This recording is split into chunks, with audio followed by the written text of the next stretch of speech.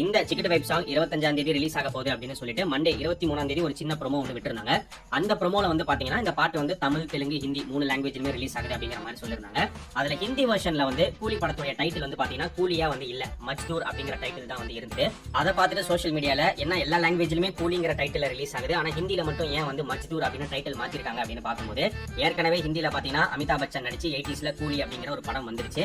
அது மட்டும் இல்லாம 90ஸ்ல வந்து கூலி நம்பர் 1 அப்படின்னு ஒரு படம் வந்தது. அந்த படத்தை வருண் தவானை வச்சு 2020 வந்து ரீமேக் பண்ணிருந்தாங்க. சோ ஹிந்தில கூலிங்கிற டைட்டில் அவைலபிளா இல்லாம உங்களுக்கு கிடைக்காம இருந்திருக்கலாம். அதனால கூட மூவி டீம் மஜ்தூர் அப்படிங்கிற டைட்டில் ஃபிக்ஸ் பண்ணிருக்கலாம். மஜ்தூர் அப்படினாலும் லேபரர், ஒர்க்கர் அப்படின்னு அர்த்தம். ஆனா சோஷியல் மீடியால பாத்தீங்கன்னா மஜ்தூர் டைட்டில் வந்து நல்லா இல்ல, நீங்க ஹிந்தி வெர்ஷனுக்கும் கூலி அப்படிங்கிற டைட்டிலே ஃபிக்ஸ் பண்ணுங்க அப்படின்லாம் வந்து ரிக்வெஸ்ட் பண்ணிருந்தாங்க. சோ இந்த ரிக்வெஸ்ட்டை மூவி டீம் எடுத்துட்டு மாத்துவாங்களா இல்லையா அப்படிங்கறத வெயிட் பண்ணி தான் பார்க்கணும். ஒருவேளை டைரக்டா கூலின்னு வைக்க முடியலனா சூப்பர் ஸ்டார்ஸ் கூலி அந்த மாதிரி ஏதாவது வைக்கலாம். ஏன்னா மாஸ்டர் படத்துக்குலாம் பாத்தீங்கன்னா ஹிந்தி டைட்டில் வந்து விஜய் த மாஸ்டர் அப்படின்னு தான் வந்து ரிலீஸ் ஆச்சு. சோ இந்த மாதிரி தான் ஆட் பண்ணி ரிலீஸ் பண்ணுவாங்க. அப்படி பண்றதுக்கும் வாய்ப்புகள் இருக்குன்னு நினைக்கிறேன். சோ கூலி படத்துக்கான ஹைப் அண்ட் பிசினஸ் எல்லாமே பெரிய லெவல்ல தான் இருக்கு. பொதுவா சன் பிக்சர்ஸ் எடுத்துக்கிட்டீங்கன்னா அவங்க ப்ரொடியூஸ் பண்ற படங்கள், பெரிய படங்கள் எல்லாத்தையுமே தமிழ்நாட்டுல ஓனா தான் வந்து ரிலீஸ் பண்ணுவாங்க. ஆனா இப்ப கூலி படத்துக்கு அவங்க ஒரு ஆப்ஷன் கொடுத்திருக்கிறதா வந்து சொல்லப்படுது. என்ன ஆப்ஷன் அப்படின்னு கேட்டீங்கன்னா, இந்த கூலி படத்தை சன் பிக்சர்ஸ் கிட்ட இருந்து யாராவது வாங்கி தமிழ்நாட்டுல ரிலீஸ் பண்ணணும் அப்படின்னு நினைச்சா பண்ணலாம். அதுக்கான ஆஸ்கிங் பிரைஸ் வந்து 110 கோடி ரூபாய் ஃபிக்ஸ் பண்ணிருக்கிறதா ஒரு நியூஸ் இருக்கு. 110 கோடி அப்படிங்கிறது ஒரு ஹியூஜ் பிரைஸ். இவ்வளவு பெரிய அமௌண்ட் கொடுத்து யாராவது வாங்குறதுக்கு ரெடியா இருந்தாங்கன்னா அப்ப சன் பிக்சர்ஸ் கொடுக்கறதுக்கு தயார் அப்படிங்கிற மாதிரி தான் சொல்லப்படுது. வேற யாராவது வாங்கி ரிலீஸ் பண்றதுக்கு வாய்ப்புகள் இருக்கு. அப்படி யாருமே வரல அப்படின்னாலும் சன் பிக்சர்ஸ்க்கு எந்த ஒரு கவலையும் இல்ல. அவங்க வழக்கம் போல ரெஜைன் மூலமா ஓன் ரிலீஸே பண்ணிடுவாங்க அப்படிங்கிற ஒரு நியூஸ் இருக்கு. அண்ட் தெலுங்குலயுமே பாத்தீங்கன்னா இந்த கூலி படத்துக்கான டிமாண்ட் வந்து முன்னாடியே கிரியேட் ஆயிடுச்சு. சோ அதனால தெலுங்கு ஆஸ்கிங் பிரைஸ்மே இவங்க 46 to 50 crores குள்ள ஃபிக்ஸ் பண்ணிருக்கிறதா வந்து ஒரு நியூஸ் இருக்கு. பட் இன்னும் எதுவுமே வந்து செல் ஆகல, கன்ஃபார்ம் ஆகல. இப்போதைக்கு ஓவர்சீஸ் மட்டும் தான் வந்து செல் பண்ணிருக்காங்க. மீதி எல்லாமே வந்து டாக்ஸ் தான் போயிட்டு இருக்கு. போக போக யார் யார் எந்தெந்த ஸ்டேட்ல வாங்க போறா, எவ்வளவு தொகைக்கு வாங்க போறா அப்படிங்கிறது நமக்கு தெரிய வரும். டைரக்டர் லோகேஷ் கனகராஜ் எடுத்துக்கிட்டோம் அப்படின்னா ஒரு பக்கம் பிஸியா டைரக்ட் பண்ணிட்டு இருக்காரு, இன்னொரு பக்கம் அவருடைய ப்ரொடக்ஷன் பேனர்ல ஒவ்வொரு படமா வந்து தயாராயிட்டே வருது. சோ அந்த வகையில ஆக்டர் சூரி வந்து லோகேஷ் கனகராஜோட பேனர்ல ஒரு படம் நடிக்க போறாரு அப்படிங்கிற நியூஸ் சூரியே கொஞ்ச நாளைக்கு முன்னாடி ஒரு இன்டர்வியூல கன்ஃபார்ம் பண்ணியிருந்தாரு. அந்த ப்ராஜெக்ட்டை பத்தி இப்ப வந்திருக்கிற நியூஸ் என்ன அப்படின்னு பார்க்கும்போது, மலையாளம் டைரக்டரான லிஜோ ஜோஸ் ஜல்லிக்கட்டு, நண்பகல் நேரத்து மயக்கம், சுருளி இந்த மாதிரி சூப்பரான படங்களை கொடுத்த லிஜோ ஜோஸோட இயக்கத்துல லோகேஷ் கனகராஜோட பேனர்ல சூரி ஒரு படம் ஹீரோவா நடிக்கிறதுக்கு நிறைய பாசிபிலிட்டிஸ் இருக்கு அப்படிங்கிற மாதிரி இப்ப நியூஸ் வந்துட்டு இருக்கு. சோ இந்த காம்போ நடந்துச்சுன்னா சூப்பரான டிஃபரெண்டான ஒரு காம்பினேஷனா வந்து இருக்கும். அண்ட் அதே மாதிரி லோகேஷ் கனகராஜ் வந்து டைரக்ஷன் ப்ரொடக்ஷனை தாண்டி ஹீரோவா ஒரு படம் நடிக்க போறாரு அப்படிங்கிற நியூஸ் வந்து முன்னாடியே வந்தது. அன்பரியு மாஸ்டர்ஸ் டைரக்ட் பண்ணி இவர் ஹீரோவா நடிக்க போறாருன்னு. அதுக்கப்புறம் இப்போ ரீசெண்டா வர நியூஸ் என்ன அப்படின்னு பாத்தீங்கன்னா, அருண் மாதேஸ்வரன் அவருடைய டைரக்ஷன்ல லோகேஷ் கனகராஜ் ஒரு படம் ஹீரோவா நடிக்க போறாரு. சோ அந்த ப்ராஜெக்ட்காக லோகேஷ் கனகராஜ் வந்து மார்ஷல் ஆர்ட்ஸ் எல்லாம் கத்துக்கிட்டு இருக்காரு அப்படிங்கிற மாதிரிலாம் சொல்லப்படுது. சோ இந்த நியூஸ் எந்த அளவுக்கு உண்மை அப்படிங்கிறது சீக்கிரமே நமக்கு தெரிய வரும். டைரக்டர் ஹெச் வினோத் எடுத்துக்கிட்டோம்னா இப்போ ஜனநாயகன் படத்துல ஒர்க் பண்ணிட்டு இருக்காரு. அடுத்து சூப்பர் ஸ்டாருக்கு ஒரு கதையுமே வந்து சொல்லிருக்காருங்கிற நியூஸ் முன்னாடியே நம்ம சொல்லிருந்தோம். அண்ட் இதை தாண்டி அவருமே வந்து பாத்தீங்கன்னா ஒரு ப்ரொடக்ஷன் கம்பெனி ஆரம்பிக்க போறாரு அப்படிங்கிற நியூஸ் வந்திருக்கு. சோ அவருடைய ப்ரொடக்ஷன் பேனர்ல ஃபர்ஸ்ட் யார் டைரக்ட் பண்ண போறா அப்படின்னு பார்க்கும்போது மகளிர் மட்டும் படத்தை எடுத்த டைரக்டர் பிரம்மா அவர் தான் ஒரு ப்ராஜெக்ட் இயக்க போறாரு. அதுதான் ஃபர்ஸ்ட் ப்ராஜெக்டா இருக்க போகுது அப்படிங்கிற ஒரு நியூஸ் வந்திருக்கு. ஏகே அடுத்து நடிக்க போற AK64 இந்த படத்துக்கான ஷூட்டிங் பாத்தீங்கன்னா இந்த வருஷம் அக்டோபர் இல்லனா நவம்பர்ல வந்து ஸ்டார்ட் பண்ணிடுவாங்க. அனௌன்ஸ்மெண்ட் வந்து ஆகஸ்டுக்குள்ள வந்துரும் அப்படிங்கிற மாதிரி தான் சொல்லப்படுது. சோ AK64 தாண்டி AK65 ப்ராஜெக்ட்டை பத்தி இப்ப வந்திருக்கிற ஒரு நியூஸ் என்னன்னு பார்க்கும்போது இது முன்னாடியே வந்த ஒரு நியூஸ் தான். ஆக்டர் தனுஷ் வந்து ஒரு டைரக்டராவும் நிறைய படங்கள் இப்ப டைரக்ட் பண்ணிட்டே வராரு. சோ அந்த வகையில ஏகேவை மீட் பண்ணி அவர் ஒரு கதை சொல்லிருக்காரு. ஏகேவை வச்சு அவர் ஒரு படம் டைரக்ட் பண்றதுக்கு வாய்ப்புகள் இருக்குன்னு முன்னாடியே நியூஸ் வந்தது. அதே நியூஸ் தான் இப்பவும் வந்திருக்கு. சோ ஆக்சுவலா பாத்தீங்கன்னா தனுஷ் வந்து ஏகேவை மீட் பண்ணி ஒரு ஒன் லைனர் ஒன்னு நரேட் பண்ணிருக்காராம். அந்த ஒன் லைனர் ஏகேக்கு ரொம்ப பிடிச்சு போயிருக்கு அப்படிங்கிற ஒரு நியூஸ் இருக்கு. சோ அதனால மேபி ஃபியூச்சர்ல இந்த காம்பினேஷன் வந்து ஒன்னா சேர்ந்து ஒரு படம் பண்ணலாம். அந்த ப்ராஜெக்ட் AK65 அமையறதுக்கும் வாய்ப்புகள் இருக்குங்கிற மாதிரி இப்ப நியூஸ் வந்திருக்கு. பட் இப்போதைக்கு இந்த நியூஸ் எதுவுமே நம்ம கன்ஃபார்ம்டா எடுத்துக்க வேணாம். ஏன் அப்படின்னு பாத்தீங்கன்னா, ஒரு பக்கம் தனுஷ் அவருக்கு பிஸியான நிறைய கமிட்மெண்ட்ஸ் இருக்கு, இன்னொரு பக்கம் ஏகேக்கு வந்து பாத்தீங்கன்னா ஒரு பக்கம் ரேசிங் ஒரு பக்கம் ஃபிலிம் அப்படிங்கிற மாதிரி அவருக்குமே கமிட்மெண்ட்ஸ் இருக்கு. சோ அதனால இவங்க ரெண்டு பேரும் சேர்ந்து படம் பண்ணா சூப்பரா தான் இருக்கும், டிஃபரெண்டான ஒரு காம்போவா இருக்கும். ஆனா அது நடக்குமா இல்லையாங்கிறத இப்போதைக்கு நம்மளால வந்து ஷூரா சொல்லிட முடியாது. ஒருவேளை தனுஷ் ஏகேவை வச்சு ஒரு படம் டைரக்ட் பண்ற மாதிரி அமைஞ்சது அப்படின்னா அப்ப அந்த ப்ராஜெக்ட்டை டான் பிக்சர்ஸ் தயாரிக்கிறதுக்கு நிறைய சான்சஸ் இருக்கு அப்படிங்கிற நியூஸ் வந்து முன்னாடியே வந்தது. நான் சொல்றது ஈடி ரைட்லாம் நடக்கிறதுக்கு முன்னாடி இப்படி ஒரு நியூஸ் வந்தது. இப்போ ஆக்சுவலா பாத்தீங்கன்னா ஃபர்ஸ்ட் டான் பிக்சர்ஸ் வந்து இட்லி கடையை ப்ராப்பரா ரிலீஸ் பண்ணணும், STR49 வந்து ஆரம்பிக்கணும். அதே மாதிரி பராசக்தி ஷூட்டிங் வந்து ரெஸ்யூம் பண்ணி அதையுமே வந்து ப்ராப்பரா ரிலீஸ் பண்ணணும். ஒருவேளை இந்த ப்ராஜெக்ட்ஸ் எல்லாத்தையும் ஸ்மூத்தா எடுத்து ரிலீஸ் பண்ணிட்டாங்க அப்படின்னா அப்ப கண்டிப்பா ஃபியூச்சர்ல டான் பிக்சர்ஸ் தயாரிப்புல ஏகே ஒரு படம் நடிக்கிறதுக்கு வாய்ப்புகள் இருக்கு. அந்த ப்ராஜெக்ட்டை தனுஷ் டைரக்ட் பண்றாரோ இல்ல வேற ஒரு டைரக்டர் வந்தாலும் சரி டான் பிக்சர்ஸ் ஏகே காம்பினேஷன் எதிர்பார்க்கலாம்னு நினைக்கிறேன். ஆக்டர் சூர்யா இப்போ சூர்யா 46 ப்ராஜெக்ட்ல நடிச்சிட்டு இருக்காரு. இந்த படத்தோட ஹீரோயின் யார் அப்படின்னு பார்க்கும்போது ஆக்ட்ரஸ் மிருனால் தாக்கூர் அவங்க இந்த படத்துக்குள்ள வரதுக்கு வாய்ப்புகள் இருக்குங்கிற மாதிரி ஒரு நியூஸ் இருக்கு. அமிதாப் பைஜு இந்த படத்துல நடிக்கிறாங்க. ஆனா அவங்க வந்து ஹீரோயினா வந்து நடிக்கல, வேற ஒரு கேரக்டர் தான் வந்து ப்ளே பண்றாங்க. சோ சூர்யா 46 தாண்டி சூர்யா 47 ப்ராஜெக்ட்டை பத்தி முன்னாடி ஒரு நியூஸ் நம்ம சொல்லிருந்தோம். வாடிவாசல் படம் நடக்கல அப்படிங்கிறதுனால கலைப்புலிதானுக்கு வேற ஒரு ப்ராஜெக்ட் சூர்யா பண்ணி கொடுக்க போறாரு. அந்த ப்ராஜெக்டோட டைரக்டரா ஆவேசம் படத்தோட டைரக்டர் ஜித்து மாதவன் டைரக்ட் பண்றதுக்கான வாய்ப்புகள் இருக்குன்னு சொல்லிருந்தோம். இந்த ப்ராஜெக்ட் வந்து ஆல்மோஸ்ட் கன்ஃபார்ம்ட் அப்படிங்கிற மாதிரி தான் இப்ப சொல்லப்படுது. மேக்ஸிமம் ஆவேசம் டீம் அப்படியே இந்த படத்துல ஒர்க் பண்ணுவாங்க அப்படிங்கிற ஒரு நியூஸ் இருக்கு. அதை தாண்டி வந்திருக்கிற இன்னொரு விஷயம் என்ன அப்படின்னு பாத்தீங்கன்னா இந்த படத்துல சூர்யா வந்து ஒரு காப்பா நடிக்கிறதுக்கான பாசிபிலிட்டிஸ் அதிகமா இருக்கு. ஒரு சம மாசியான ஒரு காப்பா இந்த படத்துல நம்ம பார்க்க போறோம் அப்படிங்கிற ஒரு நியூஸும் வந்து ஸ்ப்ரெட் ஆயிட்டு இருக்கு. அட்லி அல்லு அர்ஜுன் ப்ராஜெக்ட் எடுத்துக்கிட்டோம் அப்படின்னா ஷூட் ஸ்டார்ட் ஆகி போயிட்டு இருக்கு. சோ அடுத்த வாரம் இந்த படத்துல இருந்து ரொம்ப முக்கியமான ஒரு அப்டேட் எதிர்பார்க்கலாம் அப்படின்னு சொல்லப்படுது. அது என்ன அப்டேட் அப்படிங்கிறது இப்போதைக்கு எக்ஸாக்டா தெரியல.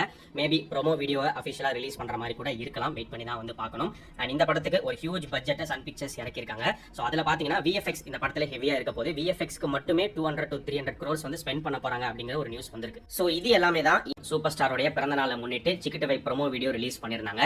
அந்த ப்ரோமோ பாத்தீங்கன்னா இன்ஸ்டன்ட் ஹிட்டா வந்து அமைஞ்சிருந்தது. எப்படா ஃபுல் சாங் வரும் அப்படிங்கிற ஒரு எதிர்பார்ப்பை வந்து கிரியேட் பண்ணிச்சு.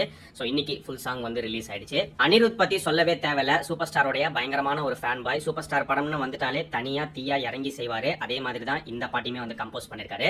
இந்த சாங் ஃபுல்லா கேட்கும்போது பாத்தீங்கன்னா ஒரு லைட் பீட் சாங்கா தான் வந்து இவர் கம்போஸ் பண்ணிருக்காரு. இதுக்கு முன்னாடி வேட்டையின் படத்துல மனசிலாயோ அந்த சாங் பாத்தீங்கன்னா கொஞ்சம் ஃபாஸ்ட் பீட்டா இருக்கும். பட் அதே மாதிரி போகாம இந்த படத்துல கொஞ்சம் லைட்டாவே வந்து ட்ரை பண்ணிருக்காங்க.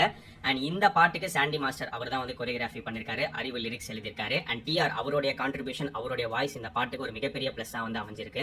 ரொம்ப நாளைக்கு அப்புறம் டிஆர் இப்படி ஆன் ஸ்கிரீன்ல பார்த்தது ரொம்பவே நல்லா இருந்துச்சு. அதுவும் ஜஸ்ட் அவர் வந்து அப்பியரன்ஸ் மட்டும் கொடுக்கல, பாட்டு ஃபுல்லாவே டான்ஸ் பண்ணி கொடுத்திருக்காரு. அதுவும் இந்த ப்ரோமோவோட எண்ட்ல சூப்பர் ஸ்டாரோட அதே ஸ்டெப்ஸை இவர் போடும் போதெல்லாம் செமையா இருந்துச்சு. இது கோயின்சிடென்ஸா என்னன்னு தெரியல. விஜய்க்கு எப்படி எஸ்டிஆரோ அதே மாதிரி ரஜினிக்கு இப்ப டிஆர் வந்து பெர்ஃபார்ம் பண்ணி கொடுத்திருக்காரு. விஜயோடைய வாரிசு படத்துல பாத்தீங்கன்னா தீ தளபதி அந்த சாங்க்கு எஸ்டிஆர் வந்து பாட்டு பாடி கொடுத்தாரு. அதோட இல்லாம ப்ரோமோல வந்து விஜய்க்காக டான்ஸ் பண்ணி கொடுத்திருப்பாரு. அதே மாதிரி தான் இப்போ எஸ்டிஆரோட அப்பா டிஆர் வந்து சூப்பர் ஸ்டார் ரஜினிகாந்துக்காக இந்த கூலி படத்துல வந்து பெர்ஃபார்ம் பண்ணிருக்காரு. அண்ட் டிஆர் வந்து இதுக்கு முன்னாடி விஜயோடைய புலி படத்தோட ஆடியோ லான்ச்ல கலந்துக்கிட்டு அவர் பேசின ஸ்பீச் எவ்வளவு வைரல் ஆச்சு அப்படிங்கிறது நம்ம எல்லாருக்குமே தெரியும். கண்டிப்பா கூலி ஆடியோ லான்ச்சுக்கும் இவரை இன்வைட் பண்ணுவாங்க. பட் டிஆர் வருவாரா இல்லையா அப்படிங்கிறது அப்பதான் நமக்கு தெரிய வரும். ஒருவேளை புலி படத்துல அவர் பேசின மாதிரி பயங்கரமா இப்போ இந்த கூலி ஆடியோ லான்ச்ல பேசுவாரா இல்லையா அப்படிங்கறத நம்ம வெயிட் பண்ணி தான் பார்க்கணும். இந்த சிக்கிட்டு வைப் சாங் வந்து இந்த கூலி படத்தோட ஓப்பனிங் சாங்கா இருக்கும் அப்படின்னு தான் நினைக்கிறேன். அண்ட் சொல்ல முடியாது, இந்த படத்துல சூப்பர் ஸ்டாரோட இன்ட்ரோடக்ஷனே இந்த சாங் மூலியமா அவர் இன்ட்ரோ பண்ற மாதிரி கூட இருக்கலாம், வாய்ப்புகள் இருக்கு. ஏன்னா இதுக்கு முன்னாடி லோகேஷ் கனகராஜ் நம்ம உலகநாயகனை வச்சு எடுத்த விக்ரம் அந்த படத்துல பாத்தீங்கன்னா உலகநாயகனோட இன்ட்ரோடக்ஷனே வந்து பத்தல அந்த சாங் மூலியமா தான் இருக்கும். அதே மாதிரி இந்த கூலி படத்துல சிக்கிட்டு வைப் சாங் மூலியமா சூப்பர் ஸ்டார் இன்ட்ரோ பண்றதுக்கு வாய்ப்புகள் இருக்கு. ஏன்னா லோகேஷ் கனகராஜ் வந்து பாத்தீங்கன்னா அவருடைய படங்கள்ல ஹீரோ இன்ட்ரோடக்ஷன் வந்து ரொம்ப நார்மலா தான் இருக்கும். ரொம்ப பயங்கர மாசியாலாம் வந்து இன்ட்ரோ பண்ண மாட்டார். இப்போ விக்ரம் படத்துல பாத்தீங்கன்னா ஆரம்பிக்கலாமா அந்த டயலாக் வந்து பயங்கர ஃபேமஸ் ஆச்சு. அதே மாதிரி இந்த கூலி படத்துல வந்து முடிச்சிடலாமா அப்படிங்கிற டயலாக் வந்து கொடுத்திருக்காங்க. இந்த மாதிரி சின்ன சின்ன சிமிலாரிட்டிஸும் இந்த கூலி படத்துல நம்ம எதிர்பார்க்கலாம் அப்படின்னு நினைக்கிறேன். இந்த சிக்கிட்டு வைப் சாங்கோடைய ஒரு போஸ்டர்ல வந்து பாத்தீங்கன்னா சூப்பர் ஸ்டார் வந்து ஒரு கார் மேல உட்காந்துட்டு வர மாதிரி காட்டப்படுது. அந்த கார் பார்க்கும்போதே தெரியுது ஒரு பழைய விண்டேஜ் கார் அப்படின்னு.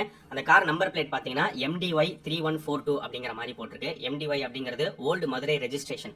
சோ அந்த வகையில இந்த படத்துல சூப்பர் ஸ்டாரோட பாஸ்ட் போர்ஷன்ஸ் வந்து மதுரையில நடக்கிற மாதிரி காட்டுறதுக்கு வாய்ப்புகள் இருக்கு. ஏன்னா கண்டிப்பா ஒரு பாஸ்ட் பிளாஷ்பேக் போர்ஷன் இருக்கு அப்படிங்கிற மாதிரி முன்னாடியே நியூஸ் வந்துருந்துச்சு. அது மட்டும் இல்லாம இந்த படத்துல சூப்பர் ஸ்டாருக்கு டிஏஜிங்கும் வந்து பண்றாங்க.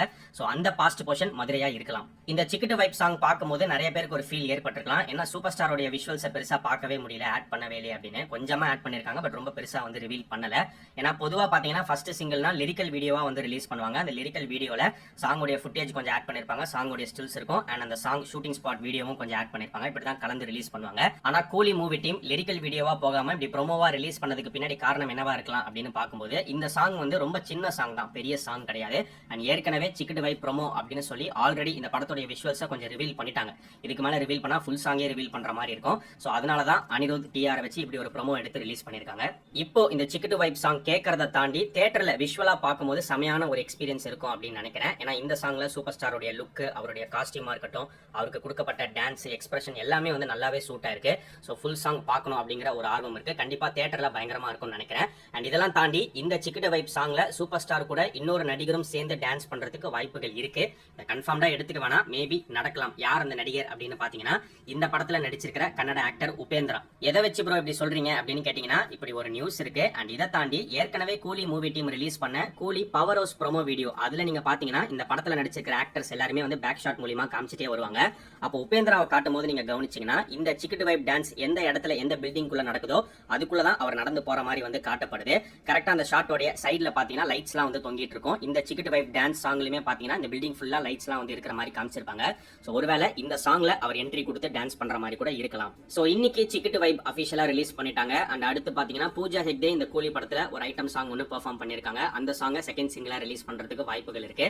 அந்த சாங் வந்து ஒரு ஃப்ரெஷ் பீட்டா இருக்க போதா இல்ல ஒரு ஓல்டு சாங் எடுத்து ரீமிக்ஸ் பண்ணிருக்காங்களா அப்படிங்கறத வெயிட் பண்ணி தான் பார்க்கணும். ஏன்னா அப்படி ஒரு ரீமிக்ஸ் இந்த படத்துல இருக்கு அப்படிங்கிற ஒரு நியூஸும் முன்னாடி வந்தது. சோ இந்த ரெண்டு சாங்ஸை தாண்டி இன்னும் ஒரு 1-2 சாங் மாண்டேஜ் சாங்ஸா இருக்கிறதுக்கு வாய்ப்புகள் இருக்கு. அதுக்கு மேல பெருசா அந்த படத்துல சாங்ஸ் இருக்காது. சோ சிக்கிட்டு வைப் ரிலீஸ் பண்ணிருக்கிற இன்னிலிருந்து எக்ஸாக்டா பாத்தீங்கன்னா கூலி ரிலீஸ்க்கு 50 நாள் வந்து இருக்கு. ஸோ 50 நாள்ல படத்தை நம்ம தியேட்டர்ல பார்க்க போறோம். அண்ட் இந்த சிக்கெட் வைப் சாங் இந்நேரம் நீங்க கேட்டிருப்பீங்கன்னு நினைக்கிறேன். இந்த சாங் உங்களுக்கு எப்படி இருந்துச்சு, உங்களுடைய ஒப்பீனியனை மறக்காம இந்த வீடியோடைய கமெண்ட் செக்ஷன்ல சொல்லுங்க.